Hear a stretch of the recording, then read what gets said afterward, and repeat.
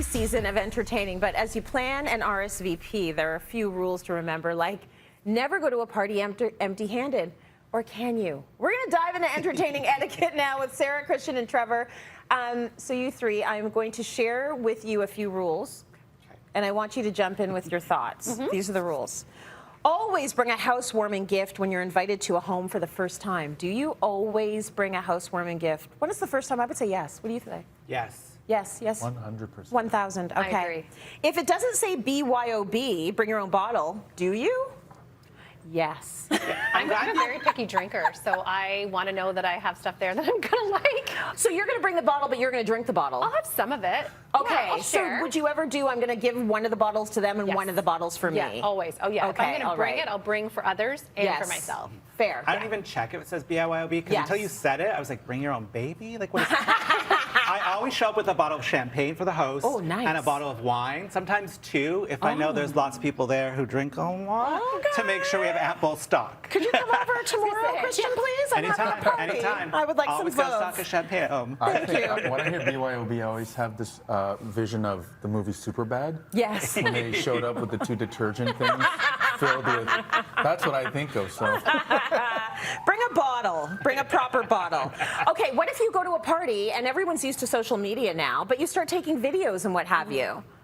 Is that okay? I'm the person who does it. Like, we had a girls' weekend a couple weeks ago for a couple friends' birthdays, and I shot all weekend. Yeah. And I put together a video at the end with music and photos and all that sort of stuff. But we Yeah. all agreed before we went that we wouldn't share on social media any of it, because I hate the idea of someone feeling left out. Because you Yeah. have to cut it off at some point. Yes. Right? Whether you have enough space, enough room, or whether you like the people or not, it doesn't matter. I still don't want people to feel left out. So I shoot everything, Yes. but I don't share everything. And you had the conversation about it. But you have to have the conversation before, I think. I think we haven't done that with my girlfriend group, and I still don't know what the answer is. I need to talk about this with them because I have a huge platform. So Yeah. maybe I'm putting stuff out there, and they're like, could you not? Then again, they would tell me, could you not? And they've told me before, Right. why did you post that shot of me? I look terrible.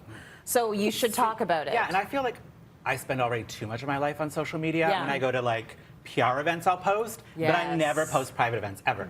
And do you put have my- the conversation or no? No, I just put my phone away because I feel you're there to see people. Right. I think we get caught up with our phones. So if you just keep it in your pocket for the whole thing, you Right. actually enjoy the experience more. I love documenting. When I go back now, I look through my Instagram as a happy place. Yes. Like, I actually want to see the party I was at, and I want to remember the vibe and the music. So, but I've been into documenting history way before the iPhone.